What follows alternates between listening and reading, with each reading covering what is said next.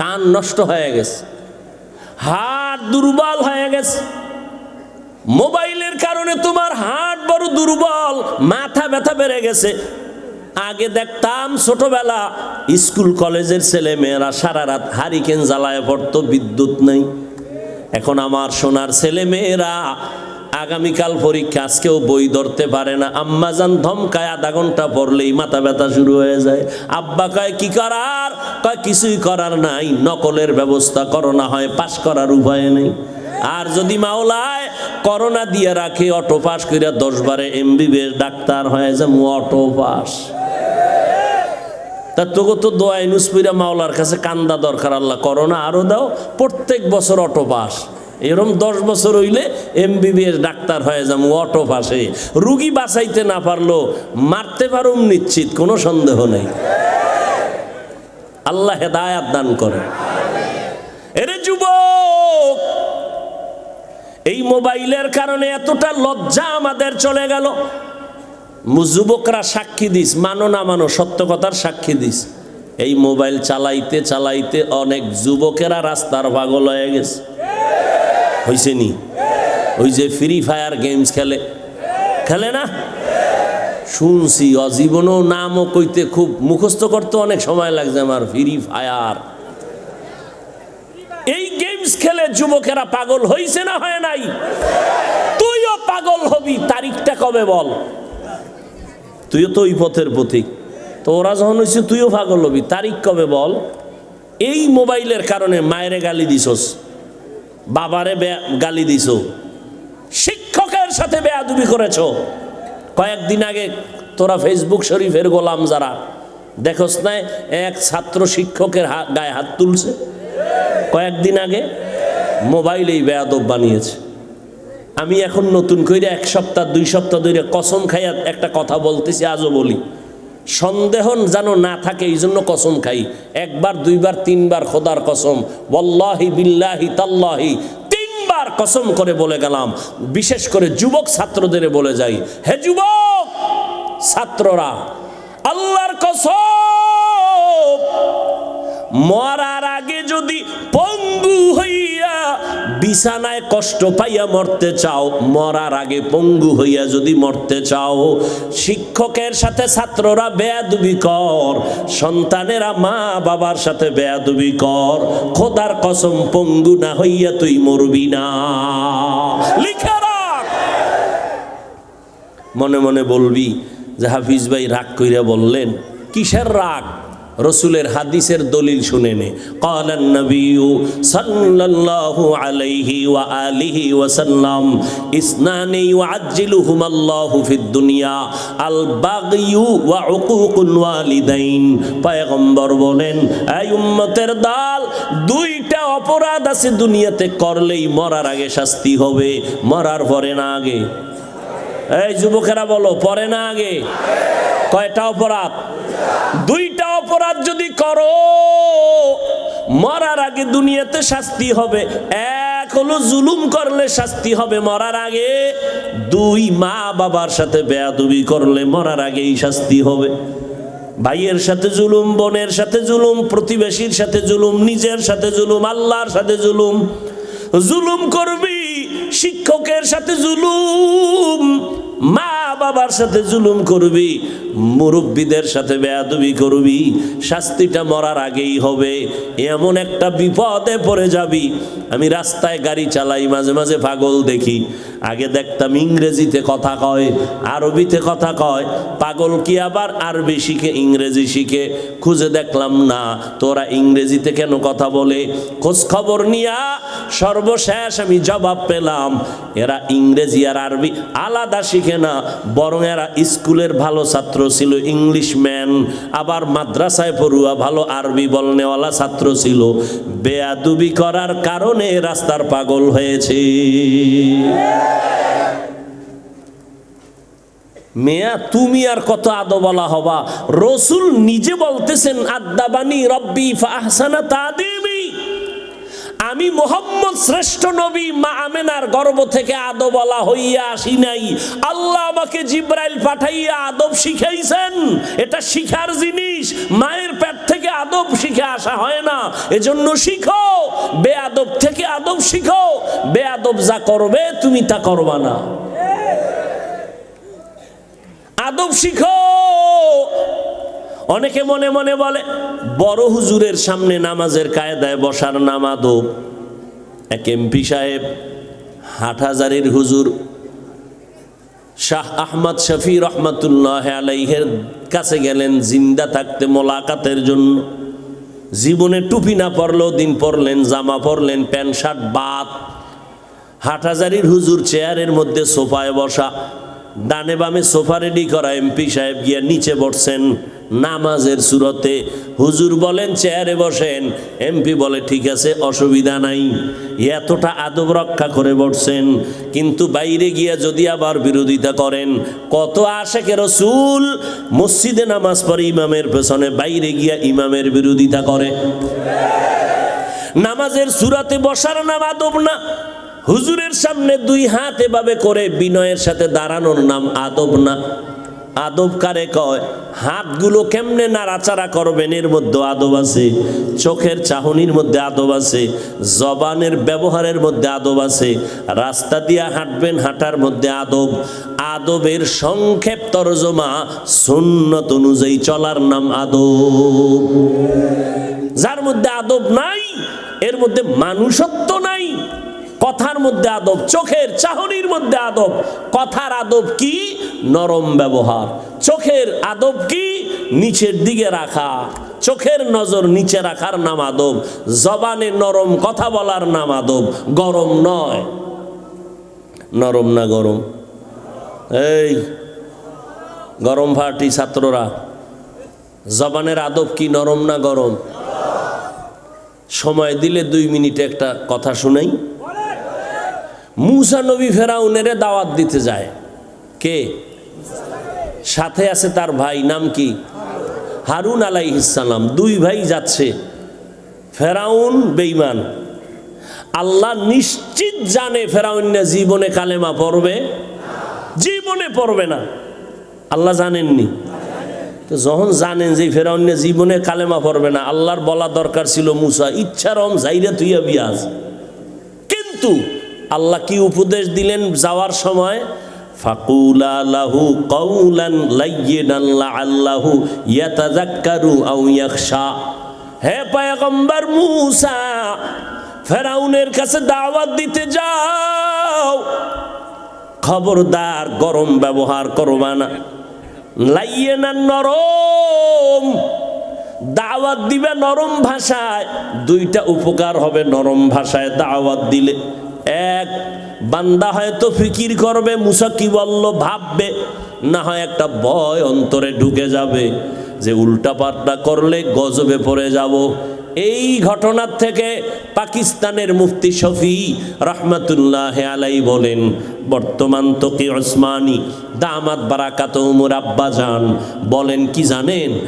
এই দুনিয়ার বক্তা সাহেবরা, ও আইজিনে কেরাম, ও দাই, ও খতিব, তোমরা যারা মুসলমানের বয়ান করো শুনো, তোমরা কি মুসা নবীর থেকে বড় দামি বক্তা? তোমরা মুসা নবীর থেকে দামি বক্তা না। যাদেরকে তোমরা বয়ান করো এরা ফেরাউনের থেকে খারাপ না। এরা ফেরাউনের থেকে খারাপ। যেই ফেরাউন জীবনে কালেমা পড়বে না, ওই ফেরাউনকেই যদি আল্লাহ উপদেশ দেয় নরম ব্যবহার কর, তোমরা তো মুসা নবীর থেকে দামি দায়ী না। যাদের বয়ান করো তারা ফেরাউনের থেকে খারাপ না। এরা সব মুসলমান, এরা আল্লাহ মানে, নবী মানে, কোরআন মানে, হাদিস মানে। ও বাবা, তাবলিগলারা যদি আজকে তজুমুদ্দিন থানার কেন্দ্রীয় মসজিদে ডাক দেয় নামাজ পড়ে বসবেন, তালিম হবে, ওই লাইনের লোকগুলো বসবে, ভিন্ন লাইনের লোক বসবে না। চরমনাইওয়ালারা যদি ডাক দেয় তাদের লোক বসবে, ভিন্ন লাইনের না। আওয়ামী লীগওয়ালারা যদি সভা দেয় বিএমপির লোক যাবে না, বিএমপিওয়ালারা জনসভা দিলে আওয়ামী লীগওয়ালারা যাবে না। ঠিক নেই? কিন্তু এই প্যান্ডেলটা এটা কেমন কেমন একটা প্যান্ডেল, যেখানে সব লাইনের মানুষ আসছে দাওয়াত ছাড়া। এটা চিন্তা করার বিষয় না? যে তাবলিগওয়ালারা তালিমে বসাইলে অন্য লাইনের লোক বয় না, চরমনাইওয়ালারা ডাকলে বাইরের লোক বয় না, আওয়ামী লীগ ডাকলে বিএমপি নাই, বিএমপি ডাকলে আওয়ামী লীগ নাই। এটা কেমন ফ্যান্ডেল? সব লাইনের লোক যারা আমগো পাঁচকল্লি দেখলো গালি দেয়, এরাও সিফাগল্লিতে দাঁড়ায় দাঁড়ায় তামসা দেখতেছে। ঠিক নেই? এটা বক্তাকে ভাবতে হবে, এত লাইনের মানুষ, এরা কোনো দলের ব্যানারে আসে নাই, এরা আল্লাহর মোহাব্বতে, রসুলের মোহাব্বতে আসছে। এদেরকে এমনভাবে নরমভাবে দ্বীনের কথা শোনাও, আমার নবীর ব্যবহার দিয়া অল্প টাইমে গোটা আরব বিশ্বকে আলোকিত করে ফেললেন। ফাবিমা রাহমাতিম মিনাল্লাহি লিনতা লাহুম ওয়ালাউ কুনতা ফাজ্জান গালিযাল কলবি লানফাদ্দু মিন হাওলিক। আল্লাহ কয়, ও নবী, আপনার হৃদয়টাকে আমি আল্লাহ রহমত দিয়া নরম বানাইলাম। যদি আপনার অন্তরটা একটু শক্ত হতো, মানুষ দলে দলে ভেগে যাইতো। নবীর ব্যবহার এত সুন্দর, দুশমন আইসাও নবীর পাগল হয়া মুসলমান হয়। ওগো নবীর উম্মতেরা হয়ে আজি দিশাহারা, কোরআন হাদিস রে চলো যখন যাহা চায় মনে, নবী বিনে কে তরাবে পুলসিরাত মিজানে, নবী বিনে কে তরাবে পুলসিরাত মিজানে। খারাপ লাগে আপনাদের? ঘুমে ধরছে? বাইরে গিয়ে হুদা মোবাইল চালায় রাত কাটাইবেন, কি লাভ হবে? এই যে এখানে কত আশেকরা বইয়া দাঁত বেটকায় রয়েছে, ফজরও ভরে নাই, জহুরও ভরে নাই, আসর ভরে নাই, মাগরিবও ভরে নাই, এশাও পড়ে নাই। বাসায় যাইয়া মোবাইল চালাইয়া ঘুমাইতে ঘুমাইতে ফজরটাও শেষ করবে, পড়বে না। ঠিক নেই? অথচ পয়গম্বর বলেন, বাইনাল আবদি ওয়া বাইনাল কুফরি তারকুস সালাহ। মুমিন আর বেঈমানের মধ্যে ব্যবধান হলো নামাজ। বেঈমানেরা নামাজ পড়ে না, মুমিনেরা নামাজ ছাড়ে না। আপনারা তো বয়ে বইয়া কত হিসাব করেন, হ্যাঁ? কি হিসাবটা যে করে, ক্যালকুলেটর না কম্পিউটার লয়া বয় হিসাব করে। হাফিজ সাহেব সহ বক্তারা কত আরামের দিন কাটায়, না দুষ্ণুদুর চেহারা ভরের বাড়ি খাইয়া, আবার পকেট ভারী করে নিয়ে যায়, আবার হাইটে আসতে পারে না, আসমান দিয়াইয়া নামে।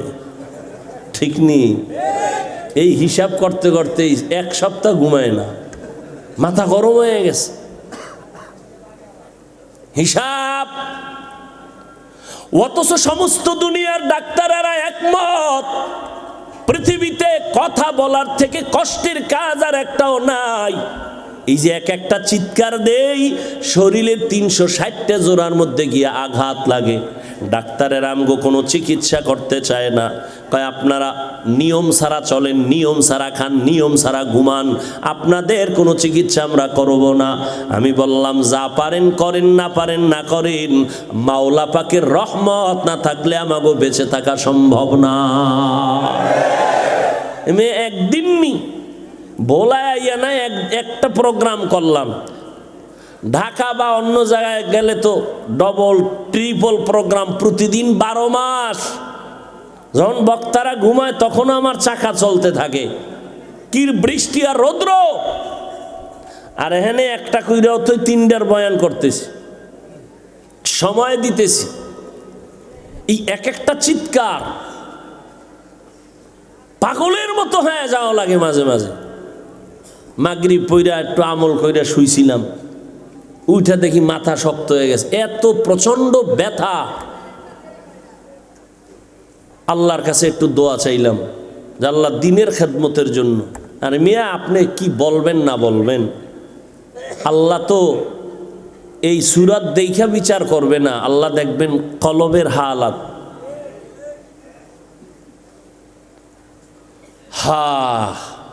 এত কষ্ট করি,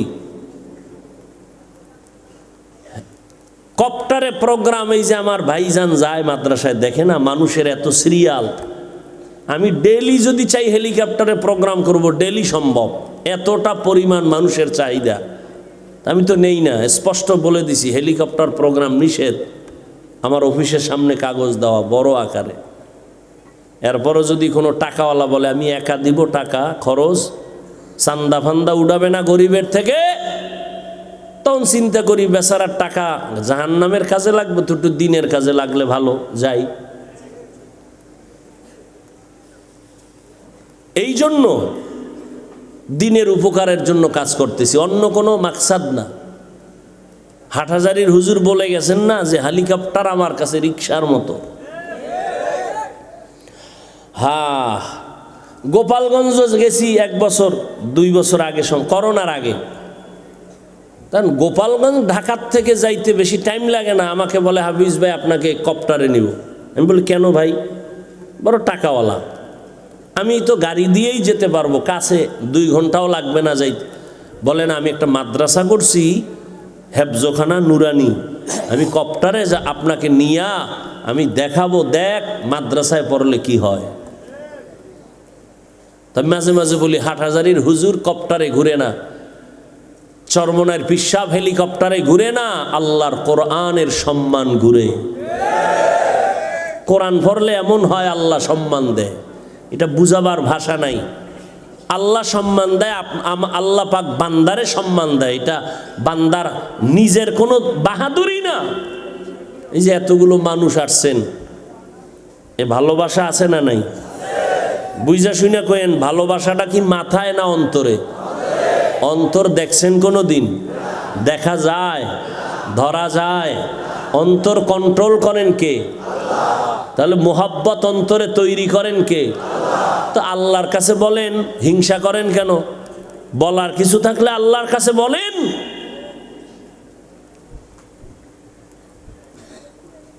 তুফান তো আর মাথার উপর দিয়ে কম গেল না। তুফানের উপরে আল্লাহ আজও পর্যন্ত টিকায় রাখছেন সম্মানের সাথে, আরো রাখবেন আল্লাহ যদি ইখলাসের উপরে মজবুত থাকতে পারে ইনশাআল্লাহ। এ পর্যন্ত আসি আলহামদুলিল্লাহ, শুকরান। আল্লাহর ভরসার করে চলতেছি। পৃথিবীর কেউ কিছু করতে পারবে না যদি আল্লাহ না করেন। বান্দা চাইলে কিছুই হবে না, আল্লাহ চাইলে সব হবে। বান্দা চাইলে কিছুই হবে না, আল্লাহ চাইলে সব হবে। কি কথা বলতেছিলাম ভুলে গেছেন? জবানের ব্যবহার নরম, জবানের আদব কি? নবীজিও অল্প টাইমে উম্মতকে পাগল পারা করে ফেললেন। পুঁজি কি? নরম ব্যবহার। ভাইরা আমার নবী মক্কা নগরীতে আসলেন, রহমতের নবী। আমার নবী গাছের জন্য রহমত, মাছের জন্য রহমত। খেজুর গাছের সাথে টেক লাগায় নবী খুতবা পড়েন। কিছুদিন পরে খুতবাটা পড়া বন্ধ করে ভিন্ন একটা মিম্বর বানালেন, খুতবা পড়বেন। মরা খেজুর গাছে আর পড়বেন না। হাদিসে পাকের মধ্যে নবী বলেন, মানুষ কান্না করলে যেমন আওয়াজ হয়, মরা গাছের থেকে তেমন কান্নার আওয়াজ শোনা যায়। সুবহানাল্লাহ বলবেন না? এই মিয়া বয়ান কিন্তু মুখস্থ করে করা যায় না। বয়ান হয় শ্রোতাদের মোহাব্বতের আলোকে, শ্রোতাদের আকর্ষণে বয়ান বের হয়। অনেক জায়গায় বয়ান করতে বৈশা খুঁজে পাওয়া যায় না বয়ান। আবার অনেক জায়গায় বসলে বয়ানের সীমানাই শেষ হয় না। কখন 2 ঘন্টা চলে গেল খবর নাই, 3 ঘন্টা চলে গেল খবর নাই। এটা শ্রোতাদের ইখলাসের উপরে বয়ান আল্লাহ বের করে দেন। আর বক্তাও ইখলাস নিয়ে যদি বসেন, আল্লাহ রহমতের দরজা খুলে দিবেন। মরা গাছ কাঁদতেছেন, সাহাবায়ে কেরাম বললেন, পয়গম্বর মরা গাছটা কাঁদতেছে আপনার জন্য। নবী আসলেন, এই খেজুর গাছ কাঁদো কেন? আপনার বিরহের বেদনা। কি চাও? আমি মুহাম্মদ দোয়া করে দেই, তুই তাজা হয়ে যা, তোর মধ্যে আবার ফল হবে, মক্কাবাসী তোর ফল খাবে। না নবী চাই না। কি চাও বল? জাহাল খেজুর গাছ বলে পয়গম্বর এখানে আমাকে দাফন করে দেন, জান্নাতে আপনার সাথে একত্রে থাকবো। নবী ওখানে দাফন করলেন। কিয়ামতের ময়দানে নবী ওয়াদা করলেন আমার সাথে জান্নাতে থাকবা। উস্তুনে হান না না আজ হাজরে রসুল নালামিজাদ হামচুয়ার বাবে অকুল। নামটা হলো তার উস্তুনে হান্নানা। মক্কা মদিনায় যাবেন হাজী সাহেবরা, রওজা মোবারকের পার্শ্বে ওই যে নবীর মিম্বর, ওখানে একটা পাথরের পিলার আছে বড় মোটা, পিলারের উপরে গোলাকার আরবিতে লেখা আছে সতুনে উস্তুনে হান্নানা। এই পিলারটা উস্তুনে হান্নানার খুঁটি। এই গোড়ায় যদি নিচের দিকে যাও আজও গেলে নিচে পাইবা আল্লাহর নবীর দাফন করা সেই মরা খেজুর গাছের মিম্বর, ওখানে দাফন করা আছে। এরে নবীর উম্মত বেঈমান আবু জাহাল হাতের মধ্যে পাথর নিয়ে কয় মুহাম্মদ। আপনারা কি বলবেন দেখছেন? বলেন বলেন। हर के बाशुद आमिले सल्लो मुदाम आतिशे दोज़ख शावद बरवाए हाराम। সাল্লাল্লাহু আলাইহি ওয়াসাল্লাম পইরেন কাম হইব। জীবনে কি করলেন? বৃথা জীবন। যৌবনের ইবাদতের দাম অনেক বেশি, কিন্তু যৌবনটা গুনায় গুনায় কাটাইলেন। জিন্দেগি মে বন্দেগি তু করনা হে, জিন্দেগি মে বন্দেগি তু করনা হে, जिंदगी बे बंदगी शर्मिंदा है, जिंदगी बे बंदगी शर्मिंदा है। যুবকেরা আল্লাহর দিকে তাকায় খারাপ লাগছে। এখন একতারাওয়ালা যদি পাশে থাকতো কি পরিমাণ বাইরেই তো। তোমরা যে বাদ্যযন্ত্র দিয়ে শুনো, আমরা বাদ্যযন্ত্র ছাড়া বলতেছি, খারাপ লাগে? তাহলে বাদ্যযন্ত্রের গুলো শুনো কেন? মদিনার নবী বলেছেন রে উম্মত, বাদ্যযন্ত্রের আওয়াজ যদি পাও কানে আঙ্গুল দিস, কারণ বাদ্যযন্ত্রের আওয়াজ এটা শয়তানের পক্ষের আওয়াজ। তাও কি যুবক আপডেট হয়ে গেছে, বাংলা শুনে না হিন্দি। এক যুবক হিন্দি গান শুনে আর লাফায়। কেউ লাফাও কেন? হিন্দি গানের অর্থ জানো? আব্বাও জানে না, আমিও জানি না, তো লাফাস কেন? মজা লাগে। দুনিয়া মে হো দুনিয়া কা তলবগার না হো, বাজার সে গুজর হো খরিদার না হো। दुनिया में हो दुनिया का तलबगार ना हो, बाजार से गुजर हो खरीदार ना हो। ये दुनिया एक मिसले कागज फूल है, ये दुनिया एक मिसले कागज फूल है, जिंदगी में बंदगी तू करना है, जिंदगी में बंदगी तू करना है, जिंदगी बे बंदगी शर्मिंदा है, जिंदगी बे बंदगी शर्मिंदा है, जिंदगी में बंदगी कुन बंदगी, जिंदगी बे बंदगी शर्मिंदगी। জবানের আদব কি? গরম না নরম? নরম ব্যবহার। রহমতের নবী আবু জাহিল্লা সামনে এত দাওয়াত দিলেন, কালেমা পড়ে না। হাতের মুষ্টিতে কিনেছেন পাথর নিয়ে, কয় মুহাম্মদ। আবারও চুপ কেন? সবাই জোরে বলেন। ডাক দিয়া কয়, যদি আমার হাতের মুষ্টিতে কি আছে বলতে পারো, আমি এখন কালেমা পড়ব, নবী মানব। নবী ডেকে বলেন, চাচা আমি বলতে পারি না আপনার হাতের মুষ্টির মধ্যে কি আছে। কেন পারি না? আমি নবী গাইবের মালিক না। গাইবের মালিক কে? কুল্লা ইয়ালামু মান ফিস সামাওয়াতি ওয়াল আরদিল গায়বা ইল্লাল্লাহ। হে নবী জানায় দেন, আসমানের বাসিন্দারা কেউ গায়েব জানে না, জমিনের বাসিন্দারা কেউ গায়েব জানে না। একমাত্র গায়েবের মালিক হলেন কে? একমাত্র আমার আল্লাহ। তবে নবী একটা বললেন, এই চাচা মিয়ার হাতে যা আসো একটু আওয়াজ দে। নবী বলা মাত্র পাথরগুলো কালেমায়ে শাহাদাত পড়া শুরু করলো। আবু জাহিল এত খারাপ, পাথরগুলো জমিনের মধ্যে ফালায় কয়, মুহাম্মদ বড় জাদুকর। হেদায়েতের মালিক কে? আল্লাহর নবীর হাতেও হেদায়েতের চাবি নাই। নবী বড় কাঁদতেছেন। আমার জীবনের ছায়া ছিল দুইজন জমিনের মধ্যে, এক ছায়া আমার চাচা আবু তালেব, আর এক ছায়া হলো আমার স্ত্রী খাদিজাতুল কুবরা রাদিয়াল্লাহু আনহা। নবীজি খাদিজারে ভুলতে পারেন না, নবী আবু তালেবরে ভুলতে পারেন না। মাঝে মাঝে নবী এত কাঁদেন, মক্কায় যাওয়ার 3 বছর আগে আম্মাজান খাদিজাও বিদায়, চাচা আবু তালেব বিদায় হয়ে গেলেন। বেঈমানদের অত্যাচার বেড়ে গেল।